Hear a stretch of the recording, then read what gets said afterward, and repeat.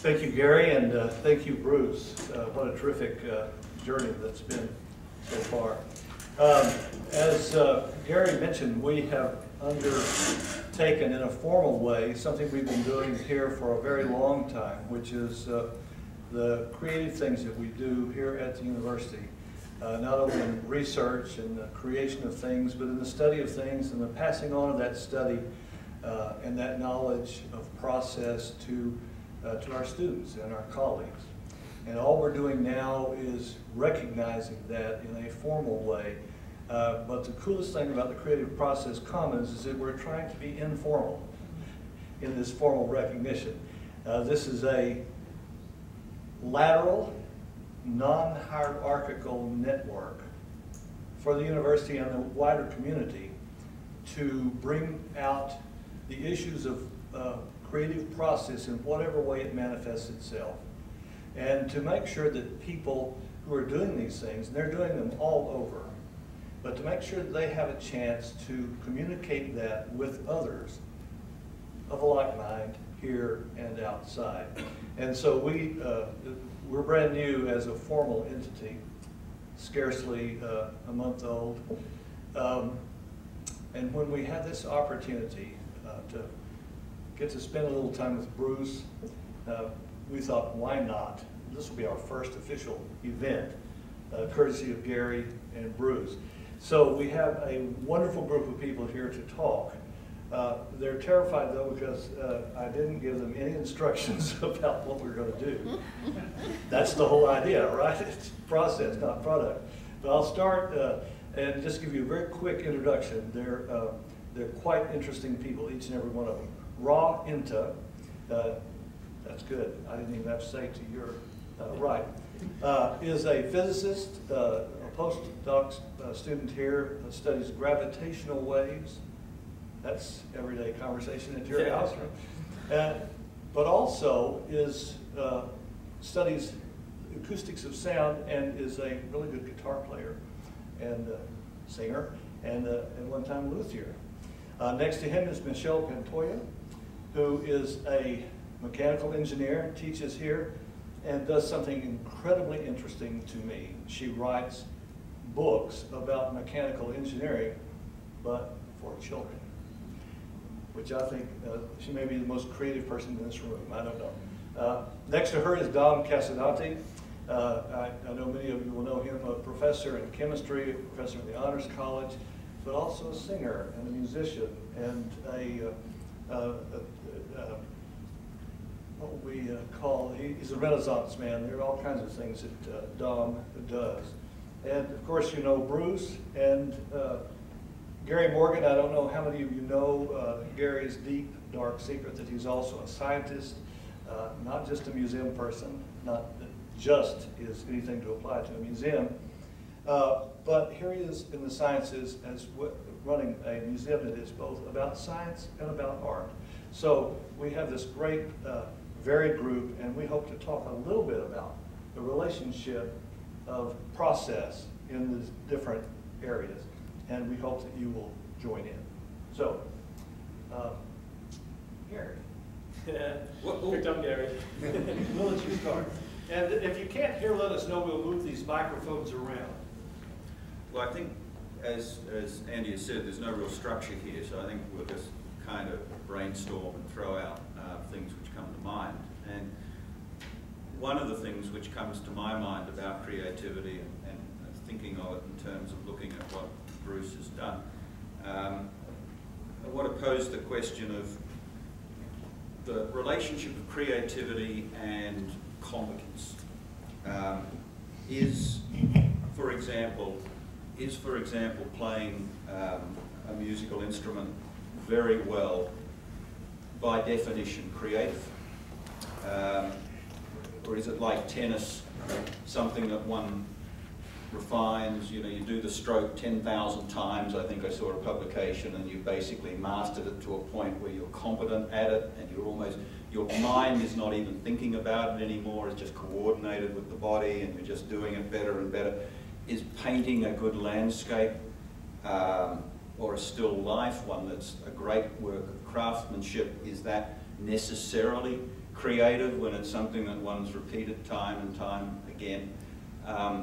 And I guess as we're thinking about that, and I invite everybody's thoughts on that, I'll put the question to Bruce.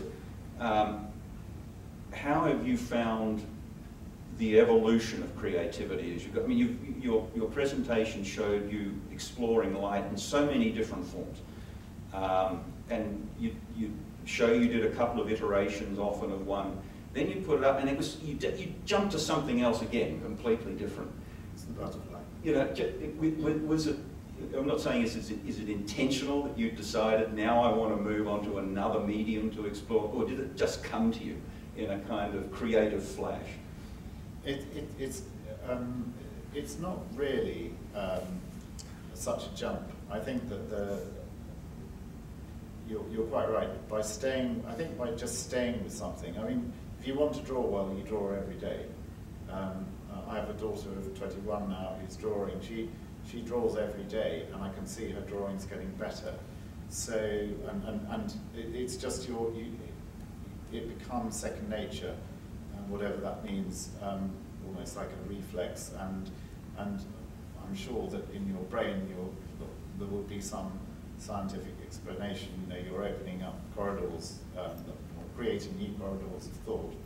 But yeah, just by repeating the process, I think that you do become more competent. So on the other hand, I want to kind of differentiate between the technician, if you will, and the creative, because what you're describing, doing something repetitively over and over again, you become very, very skilled at craft.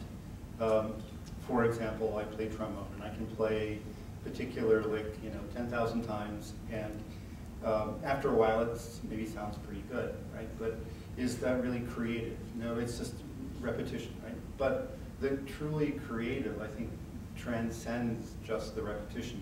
What you're doing often by repeating is developing a toolbox or a skill set that you can then bring to the creative enterprise. So, creativity exists in the sciences, it exists in the arts. It's kind of like art. I know when I see it, but I don't know that I can necessarily define it. But it isn't just repetition, I think. I'd echo your thoughts. I think we all have skill sets, tools that we can exploit to, I think, connect. And that was one thing that you had expressed that I really connected with, and that's probably the whole reason why I have the career that I have. It's because I feel rewarded by connecting with someone and sharing them with them or teaching them the excitement of meaningful engineering.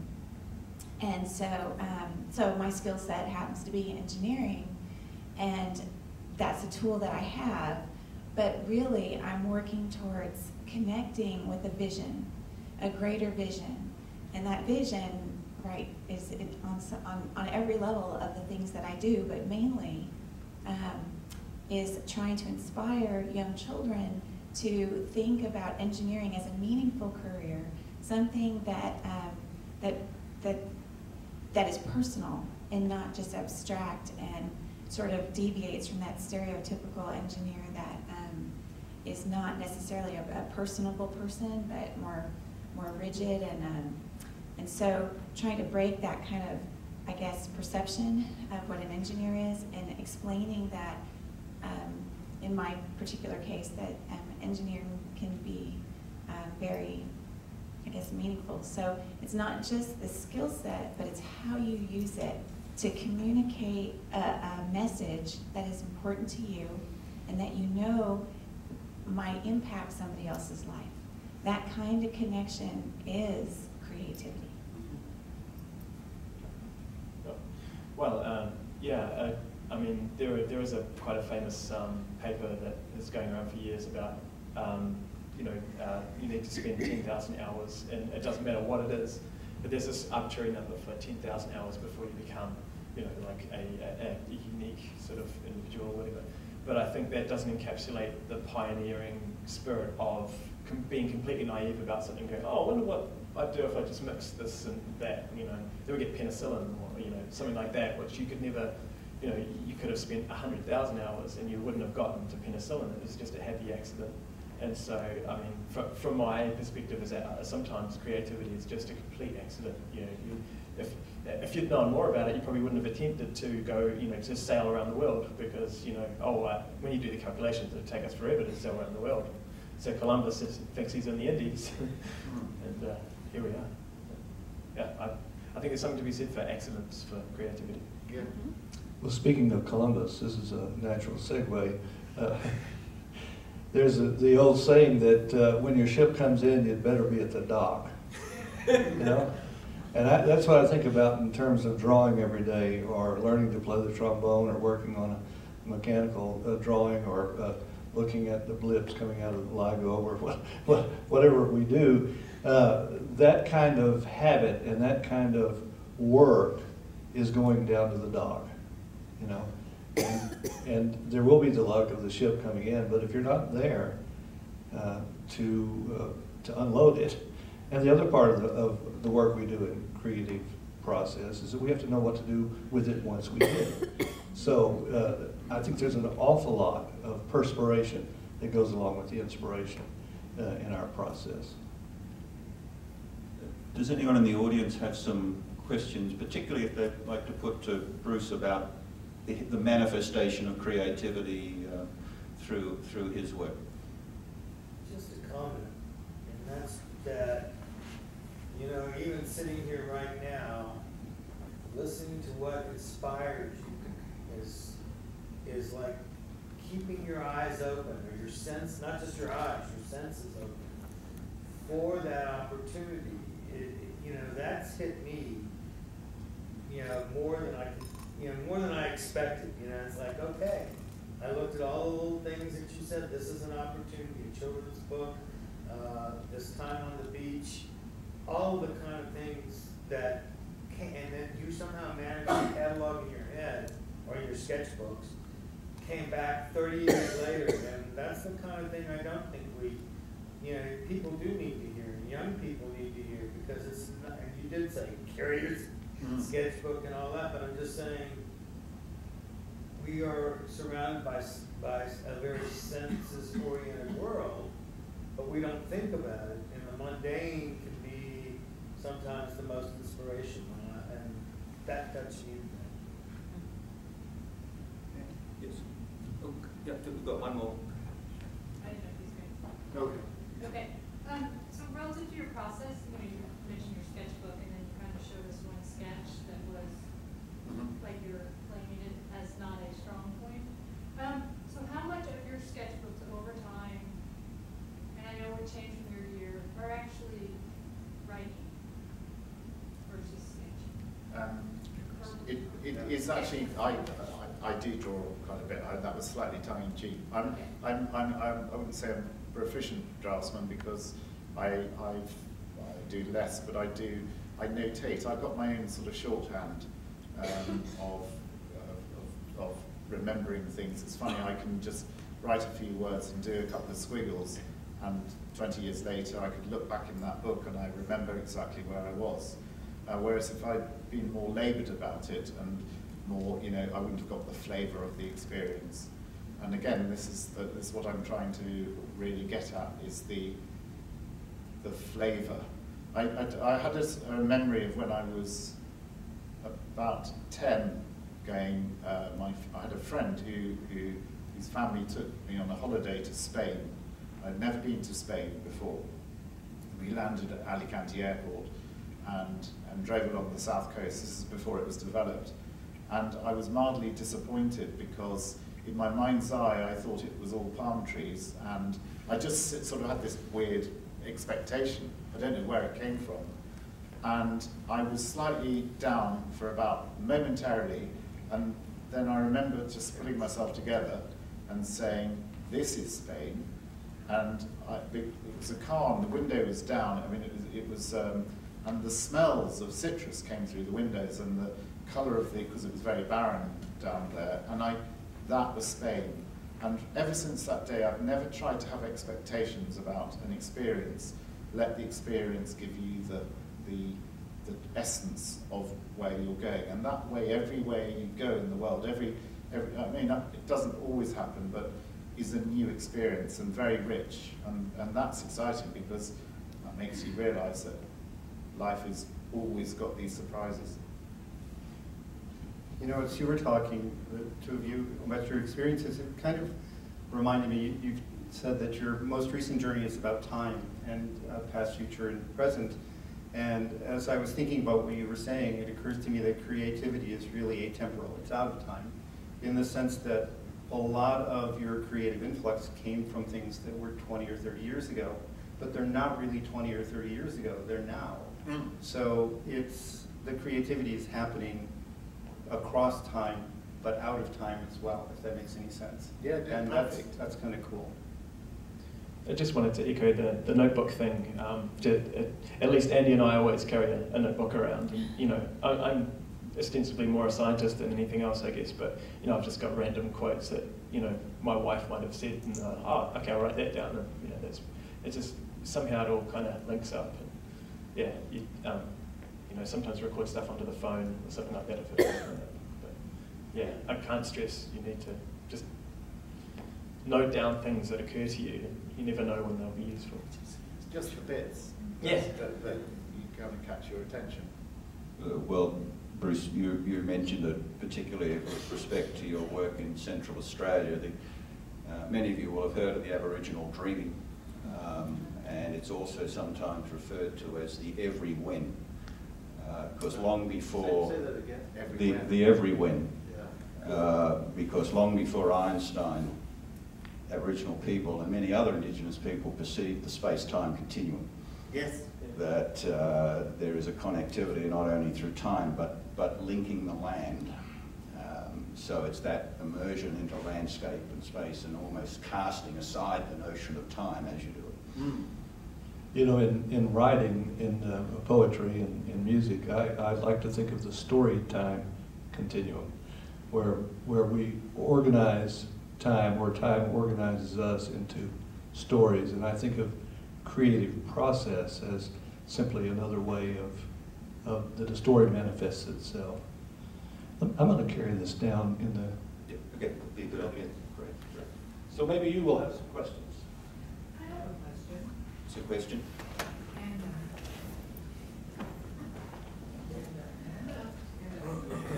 I know, my voice doesn't carry. Thank you. I'd like to know what you think. We're so connected nowadays to our devices. What do you think that the end of solitude has to do? What effect does that have on creativity? That we might be alone, but you watch young people nowadays, they're always looking down at their phones. There's no more solitude. And what do you think that will do to creativity? One of the things, a great privilege I've had in the last number of years is to work in botanical gardens. And I noted this is, my first sort of exhibition in the States was at a place called Longwood Gardens, just outside Philadelphia. And we were there for a couple of months. Unfortunately, I don't get always the chance to do the installations now, but that one I was involved very much in the whole thing. And I noticed, nothing to do with what we were doing, people coming into the garden and then what they looked like when they left. And I noticed that their face was different. And this is a memory I had on my father's face when he was very ill once. He was in a lot of pain, and his face was just distorted slightly with constant pain. And then one day the pain went and his face was different. And there was a slight analogy with people going to gardens. And I have this real, belief that gardens are places that can bring people back to the here and now, and you will get your solitude there. I totally 100% agree with you. We need balance. We've got out of balance. There's too much noise, too much being on things.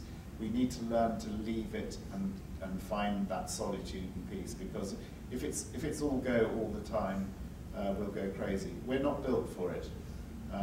We need that space and balance.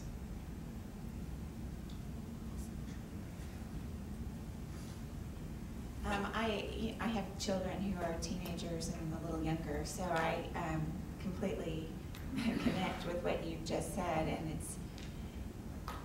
I think that generally speaking, I'm an optimist, and so maybe I'm saying this from that shade, but if you look at time and just how different generations were always raised and behaved differently, whether it was their music that was just completely foreign to the generation previous, or even the way they conducted themselves, things always change. The way people act and behave is always, always changing. And so we could say, oh, it's bad, it's gonna be bad, they're not gonna know how to interact with each other. But I actually think that it's just different. And they will figure it out. They will figure out how to find their own sense of solitude. And it might not be the way we see it. And I think that those kinds of differences will hopefully make the future an even better place for the future generations. Because I think that the way things evolve, even though we might be looking at it thinking, this isn't right or it's not healthy, I think that there's part of it that could be healthy for the future that we don't even understand. So I don't like to always think of the negative, but I think that there's a way that we can think about it in a more positive way. Just wanted to quickly share one of my favorite quotes, which is that the teenagers these days are listening less and less to their elders, and I'm worried about the future. And that was a quote by Aristotle back in the day. Yeah. So some things change and some things do stay the same. Just wanted to echo that. That's good, thank you. Yes, I have a question for you. On the stage, we have a scientist, an artist. I'm sorry, sir, I didn't catch your background. An engineer, a ne'er-do-well. We'll take that. An artist, a musician when Andy was there, but there's an undercurrent in physics and the higher maths and sciences. And Bruce, with your inspiration with light, the undercurrent among the educated or the mathematicians, the physicists, is that everything we experience is, and all the material things we experience are really a version of light slowed down. It's a very slow form of light that we experience as material. I don't really have the mathematics or the art to explain the concept quite correctly, but given your vast years and your studies of light, I just wanted to see among the panel how that resonates.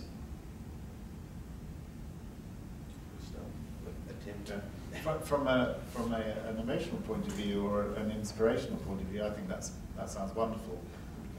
Slow, we are slowed down light. I'll take that, and that will no doubt inspire something. I'm actually a spectroscopist, so I work with light all the time. That's what I do, except I do it not in an artistic way. I have to deal with the interaction of matter and light in sort of chemical compounds and things like that.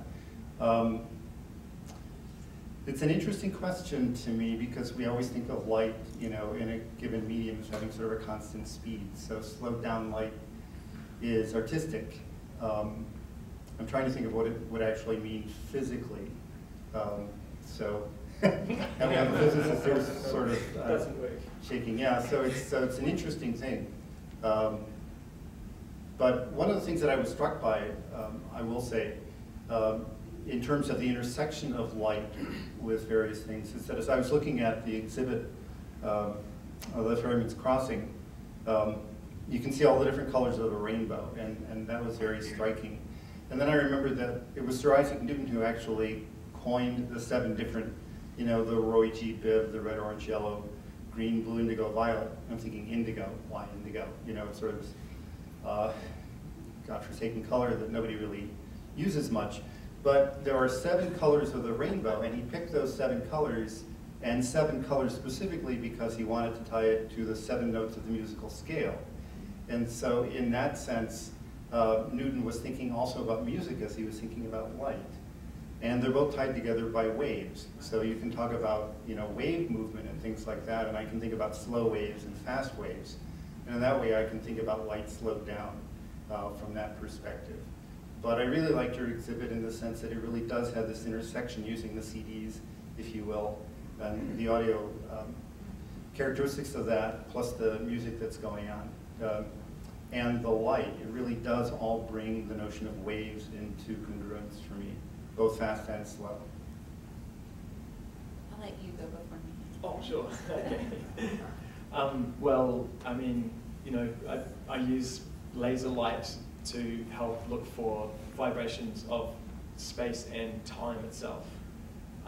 And,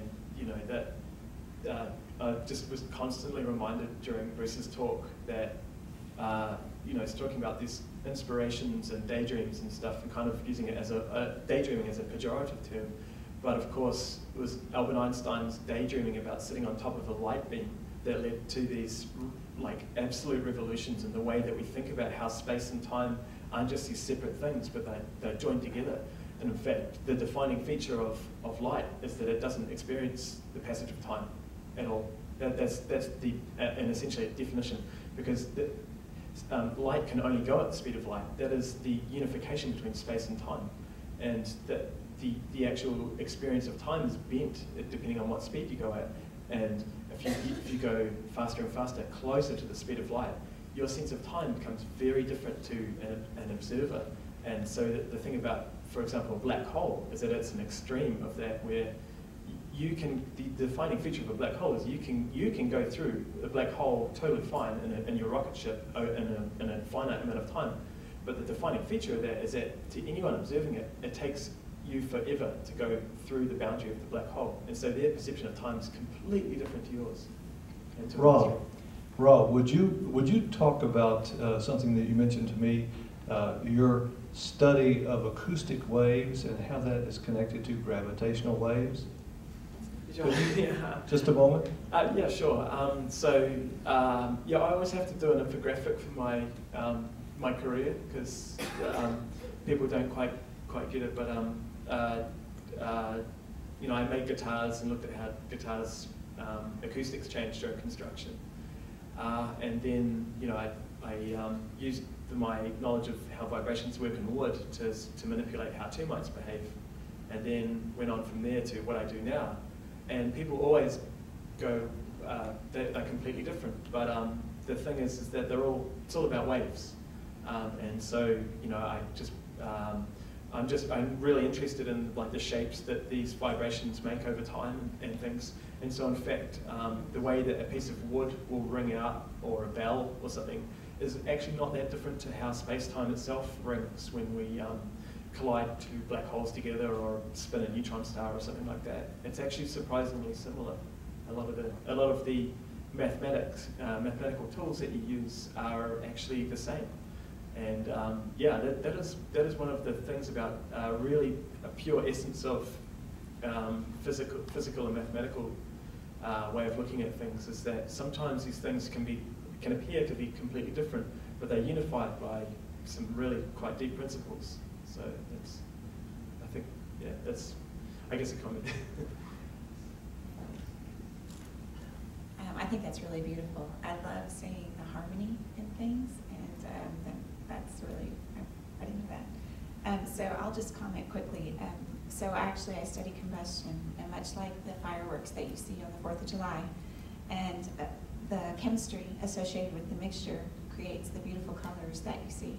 So strontium is great at producing red, and copper is wonderful at making green. And we have been recently working on a project with the Army to make a formulation, much like your firework, that emits really, really well in the ultraviolet in a very narrow band that's just below the visible. So you need a couple of spectrometers to try and look at those wavelengths, because you can't see them with your eye. And we've learned that these magnesium oxide mixtures, when they get to high enough temperature, they emit very, very strongly in that just below the visible in the UV, I guess it was about 390 nanometers is where we wanted to tune the emission peak. And And so I guess my connection to the light was thinking about all the different chemistries that could be created to emit a certain way. Which I think is an ideal segue to a question I'm going to put to Bruce. Light, as we discussed, has got wavelength properties, but it's also got properties of particles, so light is quite unique in a number of ways. Bruce, you already said that you disclaimed yourself as not being a scientist.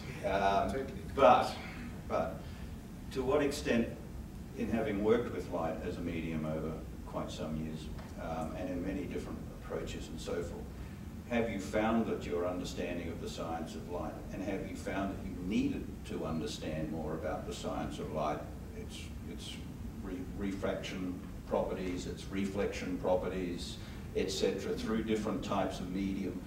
Just as with chemistry, you make the connection between a chemical process and a light outcome, which could be seen as an outcome in art. Have you found that you've become a de facto scientist in a sense, that your understanding of materials requires it? In a word, no. I'm not I think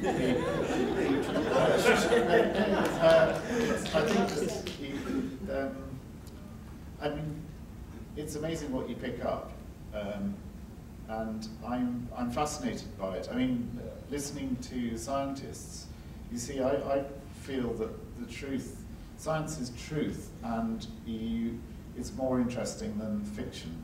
You know, listening to you guys talk inspires me, because you're talking about things that actually challenge the truth.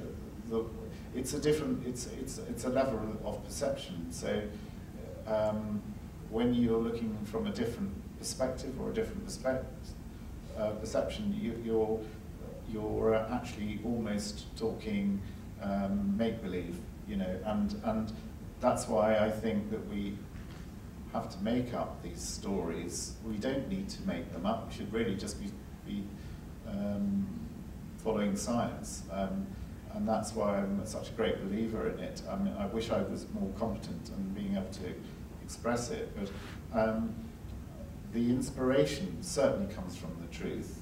But I'm really trying to not grasp things too much, because I've often thought when I want to get an idea, and if I grasp too much for it, the idea is gone. So it's like peripheral vision. You know, you see things here, and then when you turn to look for it, it's not there anymore. So as I've got older, I've just allowed the experience of things I just sort of almost absorb information, and I'm very aware, sort of you know, of the senses. I'm not always interpreting them correctly, but I'm just trying to pick up on things and then create some kind of narrative that makes sense to myself and other people. And possibly the reason that people maybe respond to them is because I don't have this deep, this sort of more technical understanding. I'm able to maybe illustrate these ideas in a very much a layman's sense that other people can pick up on and maybe connect with. I'm going to disagree with my esteemed colleague here to my right. I think if science is truth and art is really accessible truth, that's what I would say. Because whereas, you know, you hear a lot of people saying, science, I don't understand science, I don't understand the math, and so on and so forth. It's a special language, right? We just learn the language of science and then we think along those parameters. But the thing about art that I really, really appreciate is that it's accessible without a special language, without the mathematics, without the science. And that to me is a bit more fundamental and a bit more universal, because everyone can understand art, their own interpretation of art, or what the art means, but you know, you don't have to go to school all the time to learn the fancy symbols and the concepts. Now Einstein said, you know, you should be able to explain science in a way that a high school person could understand it. But the nice thing about art is that you don't even have to go to high school to understand it, right? I mean, the child can understand what moves them in art, and I think that's really important. Dom? Yeah. Yeah. Could you follow up with that and then maybe get Michelle and Ra also to weigh in? One of the things that I really enjoyed hearing Bruce talk about was his process, and he talked about it in several different ways. How does his description of process stack up with your description of process in your particular field of science or endeavor? Well, I think it goes back to sort of, you know, Pasteur and those folks who said that chance favors the prepared mind. I think that, you know, a lot of what Bruce did in his early years, especially in Australia and the formative time, was to lay the groundwork for what later became a lot of the basis for your art. And I think science does that as well. We go to school, we learn, and in the process, we begin to develop the courage to think about things that aren't just already known. And so it's that process of developing knowledge, I guess I would say, from one's history and from one's understanding.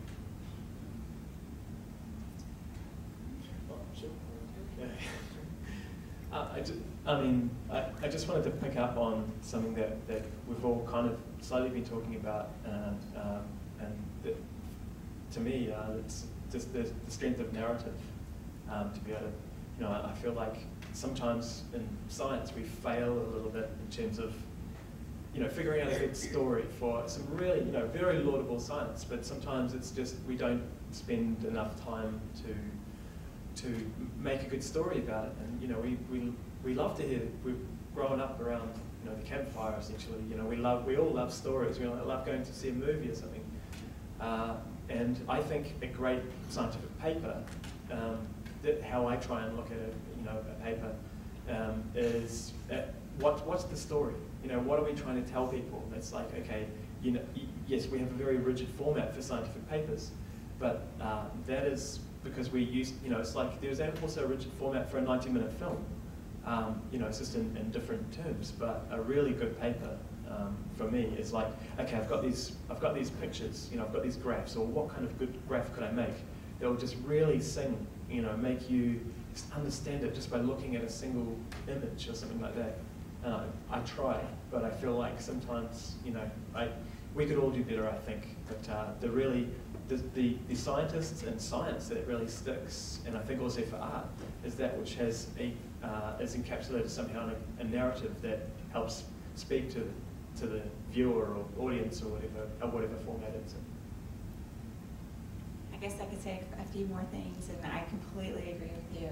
And that's what we try to teach all of the students, the graduate students that come through us, is how to tell this story. And it's so important, and I don't think people are very good at it unless they have a passion for it. If they don't have a passion for their story, nobody else will.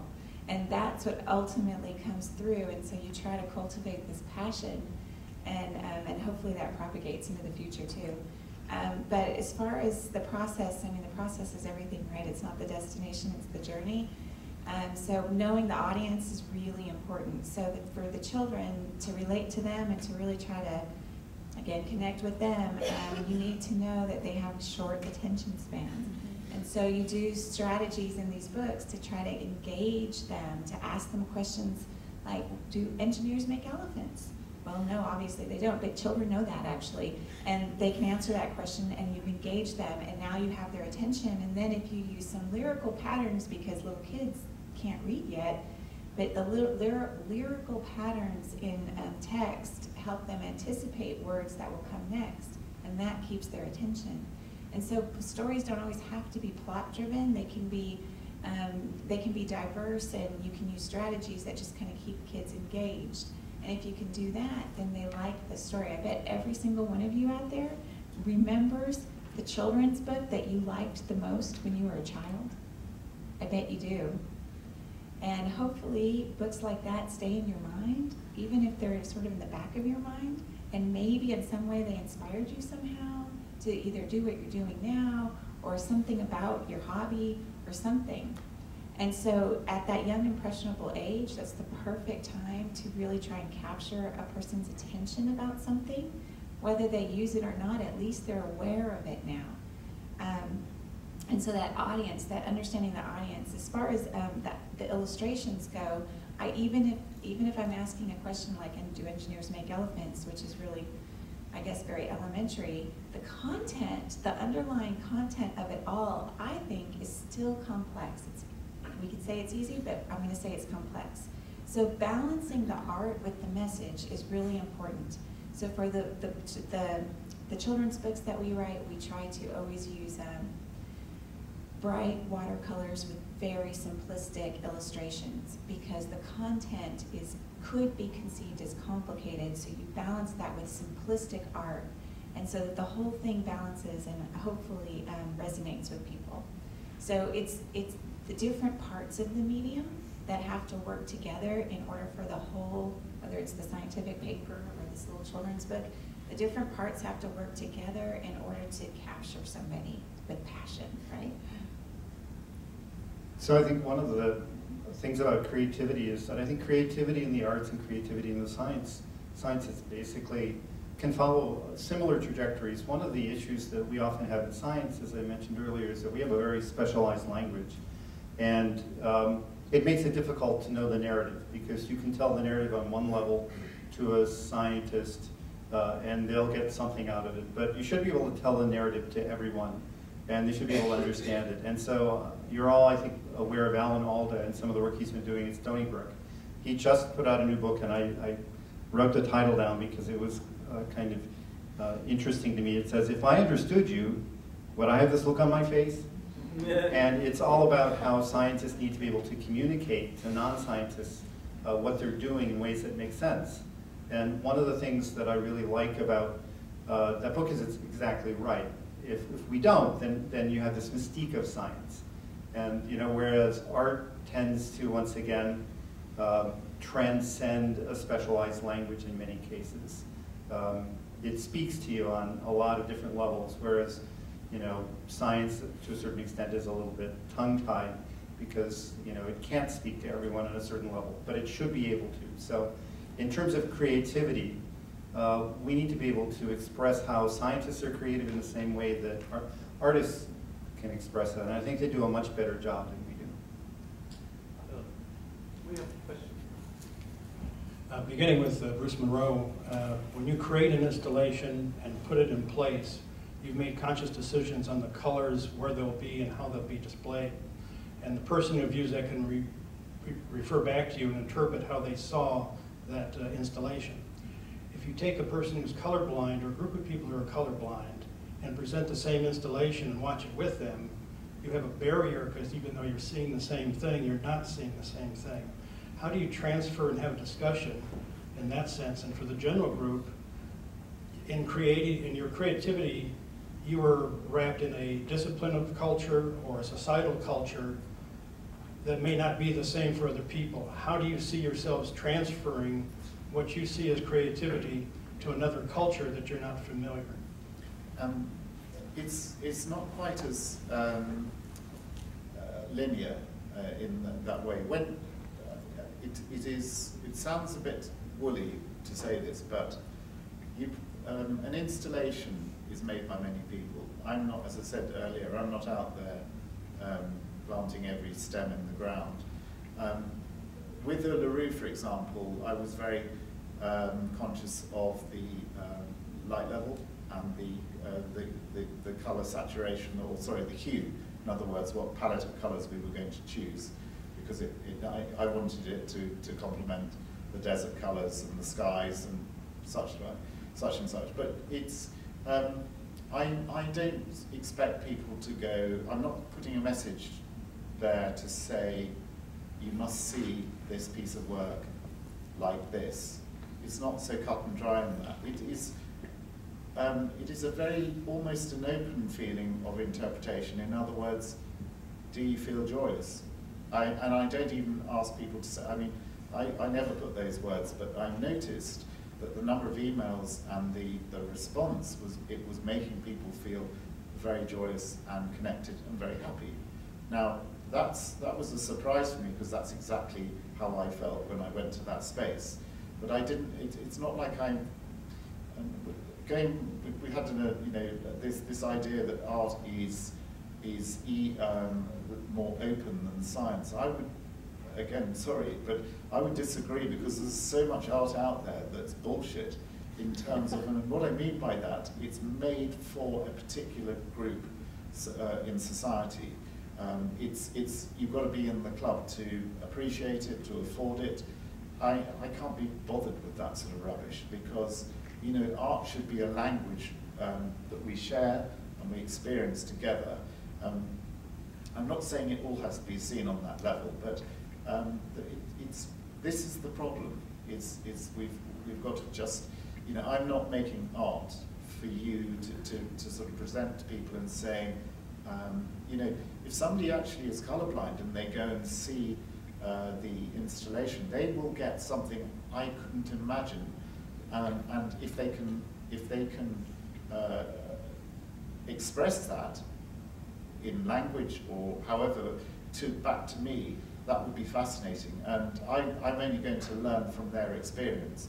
It's not the other way around. They're not missing out. I'm the one missing out because I don't have the you know, their perception of life is very different.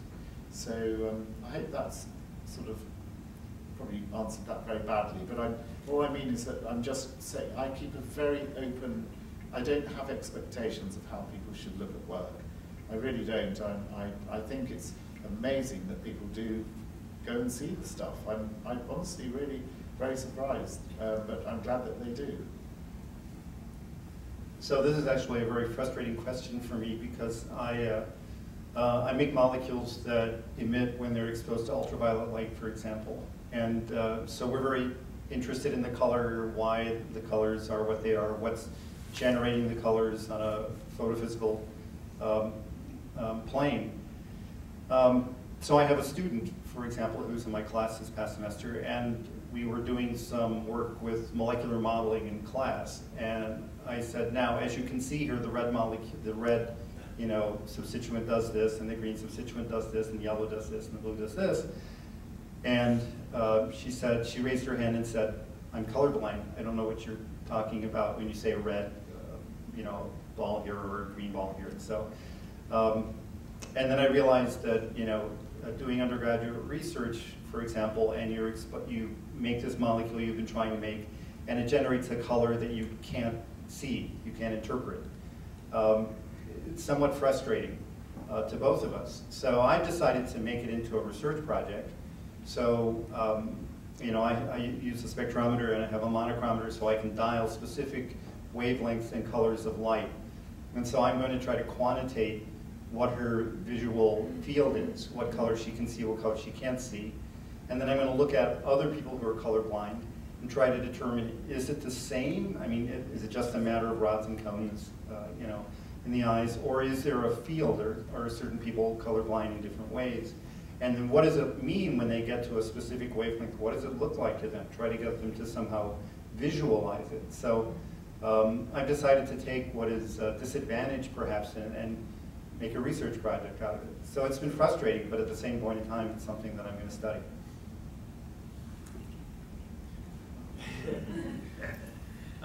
I'm just going to pick up on the idea of, you know, with art, people get, you know, are supposed to get quite different things out, and so, you know, we would call that a subjective point of view, and science is generally seen as very objective. And in fact, just to get a little bit philosophical, I mean, it's very hard to conduct most kind of hard science without the philosophical premise of the fact that reality exists beyond your subjectivity. And so is what we would call objective. But the reality is a lot more trickier than that, and it comes down to how we experience the world. And so, you know, our what we call axioms, you know, our assumptions about how the universe works actually comes down to our experience, and that experience can be very much shaded by our senses. And I'm just sort of reminded of my work for to look at what we call timbre in music. And so you may know that that volume and pitch can be represented with physical measurements quite easily. They're like what we call one-dimensional measurements. So you can measure the loudness of something with a microphone and also measure the pitch from the frequency. However, timbre is just something which has the same pitch and frequency, which makes things sound different. And so it looks like the dimensionality of that is about 6. And this comes down to people going, okay, there's a huge amount of agreement of what a brilliant and a bright sound is. Again, synesthesia, we always use terms to do with vision for sound. But you know, something that's bright or brilliant, musicians across the world will agree what that means. But what is mushroomy or boxy or boomy or woofy or something like that is not quite as well agreed. So there's, you know, we can quantify like how much people agree and then how much people disagree. And it's so that supposedly really objective thing is actually quite subjective. So I would only want to add that I think subjective is just our lazy way of saying it's a very complicated thing. You know, it's subjective is not based on anything. It's a whim. And most of the time, I know when we're in the recording studio and someone uses some sort of a phrase like, well, you know, we don't want a boxy sound on that. Well, most sound engineers know exactly what you mean. They can't translate that, but they understand because we're trying to describe something very, very particular with a language that isn't that well developed. So I think in the arts and the sciences we are objective all the time. It's just the degrees to which we are objective and the facility with which we have to discuss that. I really love the talk that we've had here already about the different ways of using language and the different languages that we're using, which seem to me to be kind of at the heart of both the story and the creativity.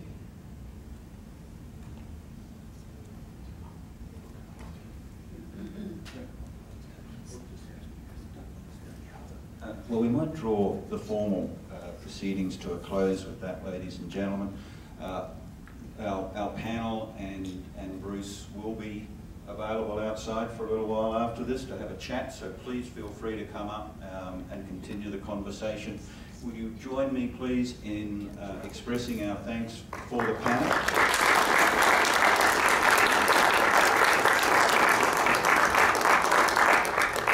And most particularly, please join me in thanking Bruce Munro for a truly